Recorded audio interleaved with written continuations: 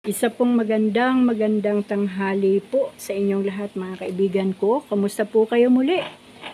Sunod-sunod po yung ating video ha. Pagpasensyahan nyo na po. Parang nagmamadali po tayo. Ano po? Kasi habang hindi pa po dumarating muli ang ating Panginoon, na talagang marami na po nagsasabi, kahit po ang mga pastor o lahat po ng mga lingkod ng Diyos, karamihan ay nagsasabi na malapit na ang muling pagdating ng ating Panginoon dahil kinukwenta na po nila yung mga panahon, taon na sinabi po dito sa salita ng Diyos bago dumating ang Panginoon. At sabi nga po ng isang ating mahal na pastora kagabi ay 7 years na lang yung hinihintay, pero bago man maranasan yung Great Tribulation ay kailangan makasama po muna tayo sa rapture. Ano po? So, wag po muna natin intindihin yung rapture mga kaibigan. Yung oras nga pong ito ay oras po ng aking pagbabahagi ng salita ng Diyos, at ito po ay karugtong ng ating Bible reading mula po sa Genesis. Ngayon po ay nandito na po tayo sa aklat ng mga bilang, at ngayon po ay pang 26 days pa lang po natin, kasi nga po inulit ko po, di ba, dito po sa ating bagong YouTube channel, kasi yung ating dating YouTube channel ay talaga pong hindi na mabuksan at hindi ko na rin po siya nakikita sa YouTube. So purihin po ang Panginoon dahil binigyan pa rin ako ng Diyos ng katyagaan na ulitin at balikan para lang po sa mga kababayan natin na nangailangan pa ng salita ng Diyos, para sabay-sabay po tayo at sama-sama na sama sa rapture kapag tayo pong lahat ay nakakilala na sa ating Panginoon. Kaya ngayong umaga mga kaibigan, muli ko po kayong inaanyayahan. Ngayon po ay pang 26 days na po natin sa pagbabahagi o pagbabasa ng salita ng Diyos. Kaya inaanyayahan ko po kayo, nabuksan po natin ang ating mga Biblia sa aklat po ng bilang. Isang chapter lang po ang babasahin natin ngayong umaga para maunawaan po ng bawat isa sa nakikinig. Ano po? Ayan. Inupo po ako ng konti. At ngayon po ay sisimulan ko ng mga kaibigan. Salamat sa gabay at patnubay ng ating Diyos sa umagang ito. Mga bilang, panimula. Ang aklat ng mga bilang ay kasaysayan ng mga Israelita sa panahon ng halos 40 taon. Ito ay mula ng lisanin nila ang bundok ng Sinai hanggang sa narating ang silangang hangganan ng lupaing ipinangako ng Diyos. Ang pangalan ng aklat ay tumutukoy sa mahalagang bahagi ng kasaysayan, ang senso bago sila umalis sa bundok ng Sinai na inulit sa Moab sa silangan ng Jordan, 10 taon. Halos ang nakalipas sa pagitan ng dalawang pagsenso. Ang mga Israelita ay nakarating sa Cadiz Barnea sa gawing timog ng Kanaan.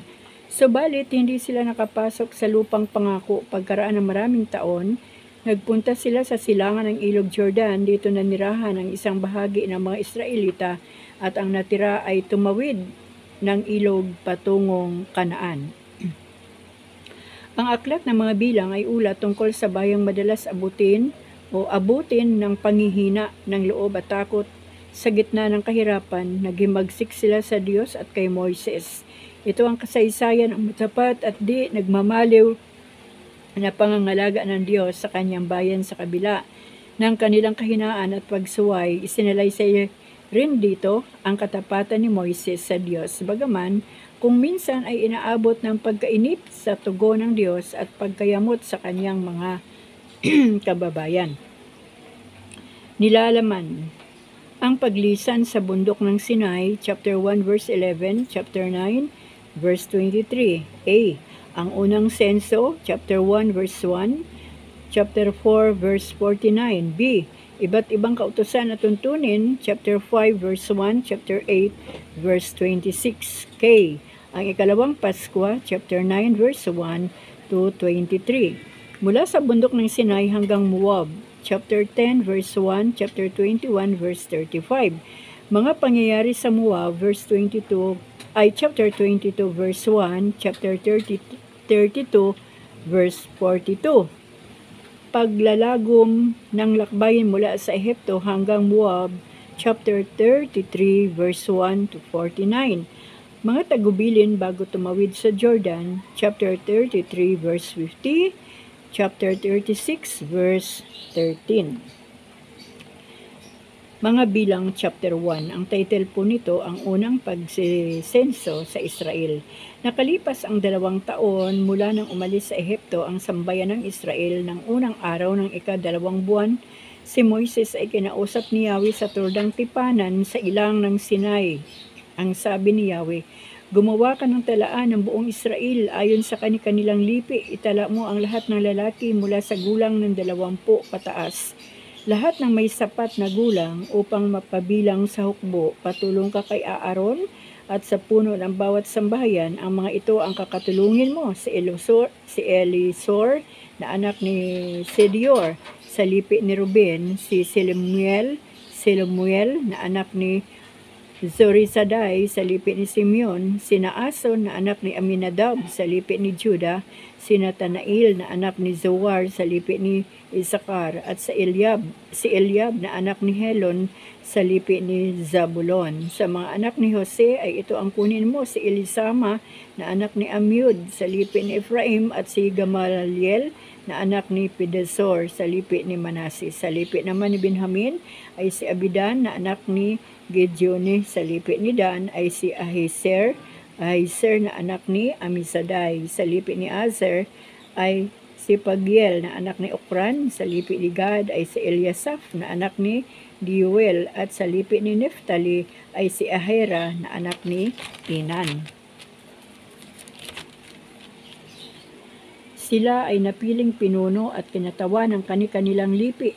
Ang mga taong nabanggit ay isinama ni Moises at Aaron, at noong unang araw ng ika-2 buwan, tinipon nila ang lahat ng Israelita. Itinala nila ang lahat ng lalaki mula sa gulang na 20 pataas ayon sa kanilang lipi. Ginawa nila ito sa ilang ng Sinai ayon sa utos ni Yahweh. Ito ang kanilang naitala. Sa lipi ni Ruben na panganay ni Israel ay 46,500. Ito pong si Israel ay ito po si Jacob. Nung hindi pa po pinalitan ng Diyos ang kanyang pangalan, ito po si Jacob. At siya po ay tinawag na ng Diyos na Israel. Ayan. Ito po yung mga anak ni Jacob o anak ni Israel.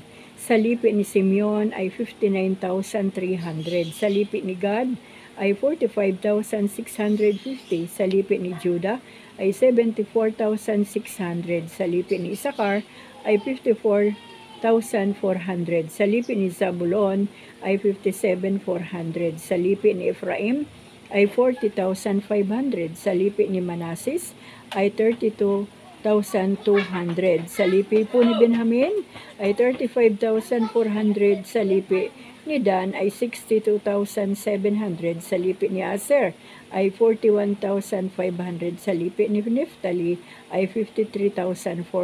Lahat ng lalaki sa Israel mula sa 20 taon pataas ay itinala nga ni na Moises at Aaron sa tulong ng mga pinuno ng bawat lipi, at ang kabuuan ay 603,550. Ang paghirang sa mga Levita. Ang mga Levita ay hindi kabilang sa sensong ito, pagkat ganito ang bilin ni Yahweh kay Moises, huwag mong isama sa senso ng Israel ang mga Levita, pagkat sila ang itatalaga mo sa paglilingkod sa tuldang tipanan. Sila lamang ang makapagtatayo ng kanilang tulda sa paligid ng tuldang tipanan, at sila ang bubuhat nito. Kung kailangang tanggalin ang tuldang tipanan, sila ang tatanggal, at kung kailangang itayo uli, sila rin ang magtatayo. At sino mang lumapit sa tuldang tipanan, liban sa kanila ay mamamatay. Ang mga lipi ng Israel ay magtatayo ng kanya-kanyang tulda sa ilalim ng kanilang watawat. Ang mga Levita naman ay magtatayo ng kanilang mga tulda sa paligid ng tuldang tipanan para walang ibang makalapit dito. Pagkat kapag may ibang lumapit dito, tiyak na parurusahan ko ang buong Israel. Ang mga Levita nga ang mga ngalaga sa tuldang tipanan. Ang mga utos na ito ni Yahweh ay sinunod naman ng mga Israelita. So dito lamang po tayo magtatapos sa chapter 1 hanggang sa verse 34. Ayan. Alam niyo no, mga kaibigan, ang kabuuan po nito ay 603,550. Yan po yung mga Israelita, nagmula po sa lahi ni Jacob, ano po. At organize po yung ginawa nila. At least alam nila kung ilan ang bawat lahi o ang bawat pamilya, bawat miyembro ng nagsimula o mula sa lahi ng bawat magkakapatid, ano po. At sa atin man pong mga buhay, alam niyo po meron din naman tayong senso. Ito po yung tawag dito ng Panginoon ay senso. Inutusan niya si Moises. At sa panahon naman po natin, meron din po tayong mga sensos. Kaya lang, ang nangyayari po talaga ngayon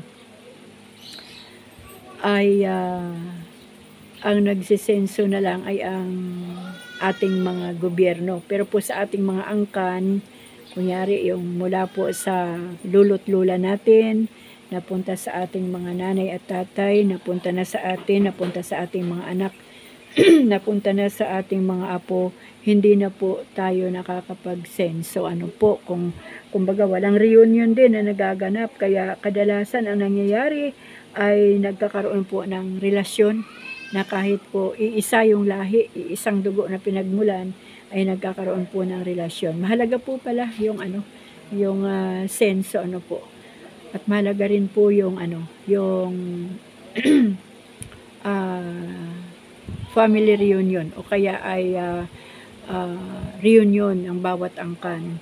Kami po sa aming pamilya, mula po sa aming nanay at tatay, ay hindi pa po talaga namin naranasan yung family reunion. So, wala na po yung aming mga magulang. 3 na rin sa aming mga kapatid ang nawala. Kaya hindi po talaga nagkaroon ng chance. Kahit isang bisis hanggang sa mga oras na ito ay hindi po nagkaroon ng chance na magkasama-sama ang lahat ng mga apo ng aming mga tatay at nanay o lahat ng aming mga anak, kaming magkakapatid, kami ay 5. Hindi po nagkasama, kaya malamang sa pangalan lang. Pero ako naman po bilang isang nanay, isa-isa ko pong ikinukwento yung aking mga kapatid at ang akin namang mga anak ay nakilala din nila ang lahat ng kanilang mga pinsan. Kaya lang may mga panahon na mga bata pa at ngayon may mga pamilya na sila, ay hindi na sila nagkaroon ng pagkakataon na magsama-sama. Alam niyo po, napakaganda po yung kapag organize sa ating pamilya, kasi yung yung unity, yung magkaroon ng unity, ang bawat angkan, kunyari kami ay Saruyo family, Rizzo family sa aking mother side, kapag ang unity po ay nakapasok sa pamilya, madali po natin pag-usapan ang salita ng Diyos. Yung laging may communication, yun pa ang mahalaga. Yung may communication. Alam niyo po ito si Moises, mapalad talaga si Moises kasi lagi po may communication sila ng Panginoon. Kinakausap po lagi ng Diyos si Moises, binibigyan ng instruction, at si Moises naman ay nakikinig at sinusunod, ginagawa ang mga utos o itinuturo ng Diyos na dapat niyang gawin. So sa mga buhay man natin mga kapatid, kung hindi man po natin maranasan na yung mga senso ng ating angkan, dito na lang po sa ating sariling pamilya.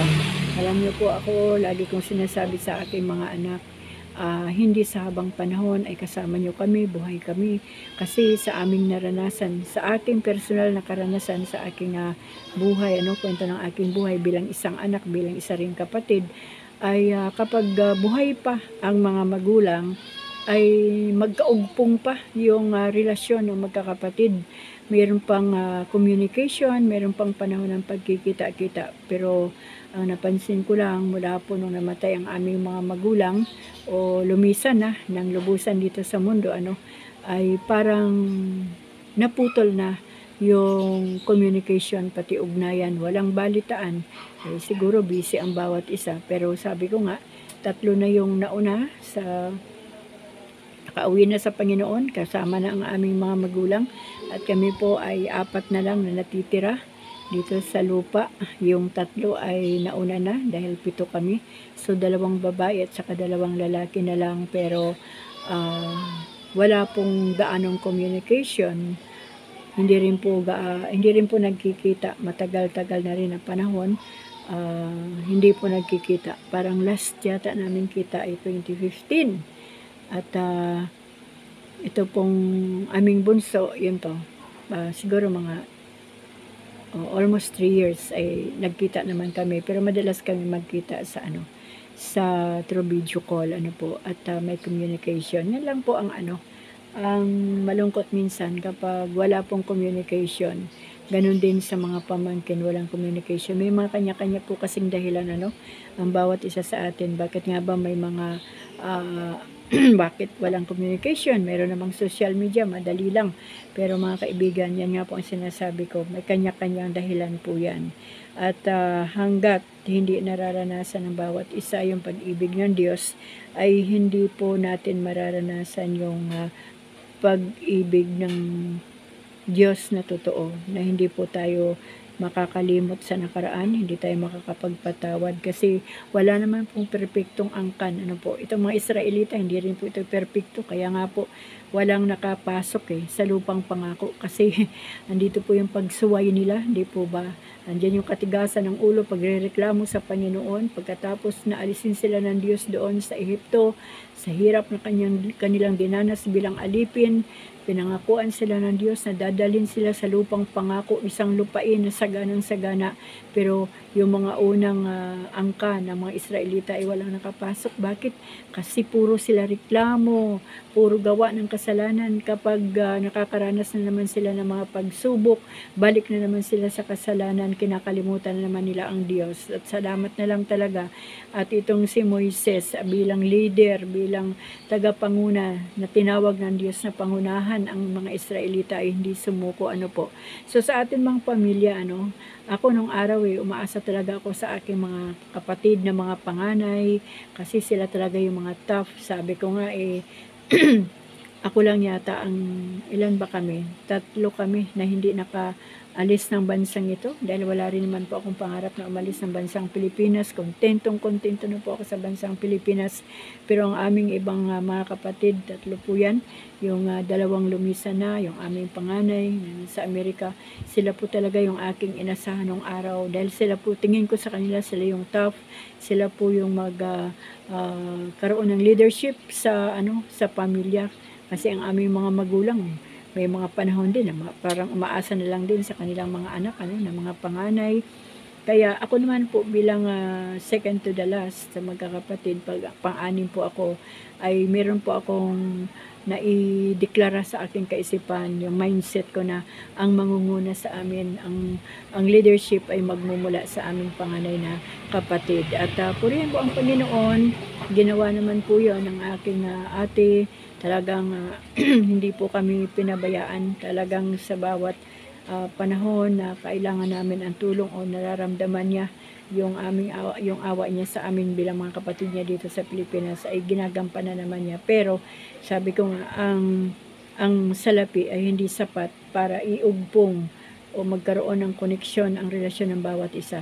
Pag-ibig talaga ng Diyos ang kailangan ng bawat isa sa pamilya upang sa ganon magkaroon po ng unity, magkaroon po ng pagkakaunawaan, magkaroon po ng pagkakaintindihan. Ako naman po sa ganang akin, siguro sa mga panahon na dumaan at nagdaan ay nagampanan ko naman yung pag-ibig ng Diyos sa buhay ko, na mahalin ko ang aking mga kapatid. Mahal ko talaga silang lahat. Kaya nga po, laging sinasabi ng aking mga kapatid na kahit minsan hindi po ako lumalaban sa kanila, hindi po ako sumasagot. Totoo po yan. Wala po sa puso ko ang lumaban sa aking mga kapatid, lalo na sa aming mga panganay na mga kapatid.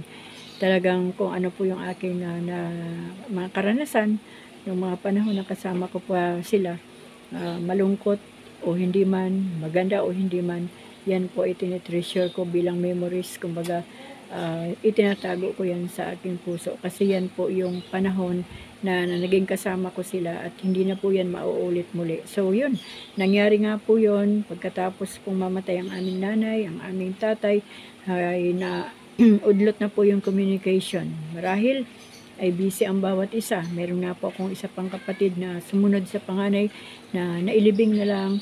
Lahat-lahat ay hindi po namin alam. Nalaman ko na lang ng inilibing na. Marahil ay meron ding mga tawag dito, mga kadahilanan ang kanyang pamilya kung bakit ayaw ipaalam sa amin. So lahat po yan ay inunawa ko, lahat po yan ay inintindi ko, tinanggap ko kasi karapatan po nila yon. So ang kailangan lang po talaga ay ang pag-ibig ng Diyos ay makaramdam o pumasok sa puso ng bawat isa upang sa ganon, gaya po ng pangunguna ni Moises, kung yung mga Israelita lamang ay naroon yung tunay na pag-ibig nila sa Diyos at pagsunod sa mga salita ng Diyos o yung mga mensahe ng Diyos kay Moises, siguro yung unang angkan ng Israelita ay nakapasok sa lupang pangako.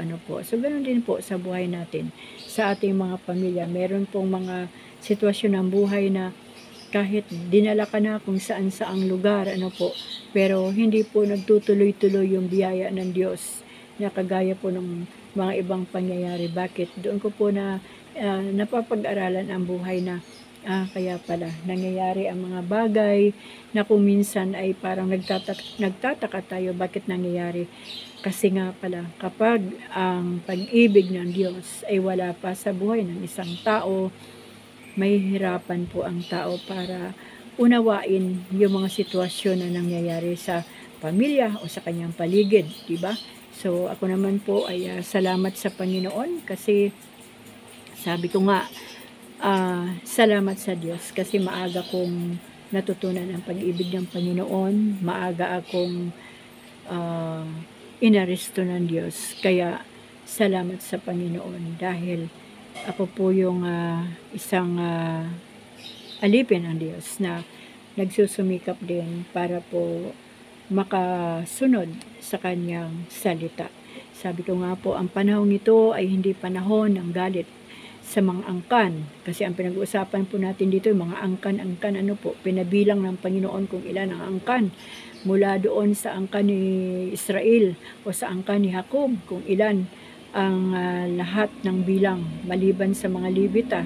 Dahil ang mga Levita ay hindi po yan lahi ng Israelita. Kumbaga ibang lahi po yan. Para bang yung taga-Israel, taga-Gaza, kumbaga.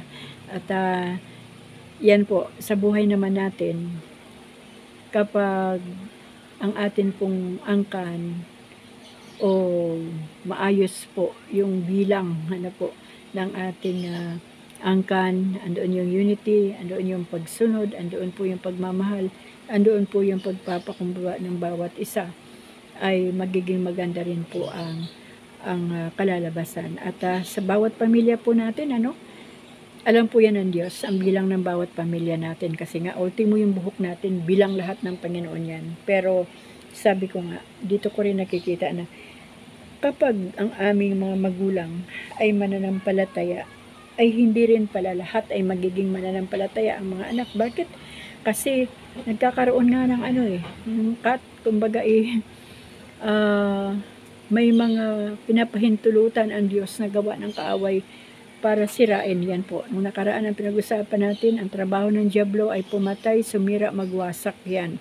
Kapag ang tunay na pananampalataya ng Diyos ay wala sa ating mga buhay, talaga pong makakapasok ang kaaway sa ating isipan, sa ating puso, at ito na ang aksyon ng ating mga pisikal na katawan, lalo na po ang ating mga bibig. Kaya nagkakaroon po ng distraction, nagkakaroon ng struggle, nagkakaroon po ng gulo sa pamilya. Pero kung ang pag-ibig lang talaga ng Diyos ay nasa atin, kahit anuman ang gawin ng kaaway ay hindi po yan makakapasok sa buhay o sa relasyon ng pamilya kung tayo po ay pare-pareho. Kung ang buong pamilya ay pare-pareho, may pag-ibig ng Diyos sa puso, may tamang relasyon sa Panginoon at may tamang pananampalataya sa Diyos. Kasi nga po, di ba? Gaya po ng ating binasa kanina, ang pag-ibig lamang ng Diyos talaga ang susi sa lahat. Kaya sa atin pong mga pamilya ay kailangan po nating ipanalangin. Kasi malulungkot po tayo kapag meron pong maiwan. At nakakatuwa nga po dito sa Bilang chapter 1 kasi ang dito, ang sinenso lang po dito ay mga lalaki. Ayan 20 taon, sabi ko, lahat ng lalaki sa Israel mula sa 20 taon pataas ay itinala nga ni na Moises at Aaron sa tulong ng mga pinuno ng bawat lipi at ang kabuuan ay 603,550. Mga lalaki lang po yan at hindi pa po dyan kasali yung mga bata na wala pang alam. Ano po. So, yun. Kumbaga, sa family, kailangan ding meron tayong senso. Senso po araw-araw yan. Ang senso natin sa ngayon ay dadaan po ng social media. Ayan, pwede tayong magtawagan. Oy, ate, kuya, pinsan, o kung ano pa man, kamusta kayo? Buhay pa ba kayo dyan? Yan. At ang alam ko po, sa isang pamilya ay nagdadamayan at nagtutulungan. At purihin po ang Diyos sa buhay nating lahat dahil ang Diyos lamang po ang makakagawa ng bagay na dakila sa ating mga buhay. So, yun lang mga kaibigan ang ating tatalakayin o tinalakay ngayong araw. Pagpasensyahan niyo po ang inyong Nanay Rely ha. Kasi kung ano lang po yung kakayahan ng aking isipan sa oras na ito, ayan lang din po ang aking nasasabi sa inyo. Ano po. So, purihin po ang Panginoon. Sabi ko nga po nung nakaraan, hindi po ako nag-aral ng theology o hermeneutics, kundi tayo po ay nagbabasa ng salita ng Diyos at kung ano po yung paunawa sa atin ng Banal na Espiritu Santo, ayun lang din po ang ating babasahin. Ano po. So, yun mga kaibigan, sa bukas po ay pang 27 days na po natin dito po sa ating Bible reading na naudlot dahil sobra pong maingay nga ang aming paligid mga kaibigan mula umaga hanggang hapon. At ayoko naman pong magpatuloy sa gabi-gabi kasi alam ko po na makaistorbo po ako sa inyong tulog yan. So, yun. Bukas po ay ating tatalakayin ang kampamento at ang pinuno ng bawat lipi. Nasa chapter 2. Chapter 2 na po yun ang mga bilang. Dito ko na po mga kaibigan tatapusin ang ating Bible reading ngayong araw. Uulitin ko, tayo po ay nasa mga bilang chapter 1 at bawat araw po ay isang chapter lang po ang ating babasahin para madali po natin itong maunawaan at maipaliwanag. Ano po? So, yun. Maraming salamat po muli sa inyong pakikinig at sa inyong pagsubaybay sa aking mga ginagawa po na content. Kaya nga po ang pangalan ng ating YouTube channel ay Rely Mix Content. Halo-halo po ang ating mga content dito. Kaya maraming salamat po sa ating Diyos. Salamat din po sa inyong mga buhay, sa inyong katyagaan sa pakikinig at panonood po sa iba't ibang content po dito sa aking YouTube channel. Thank you so much po sa inyong lahat. Salamat po sa Panginoon sa araw na ito. God bless us all po.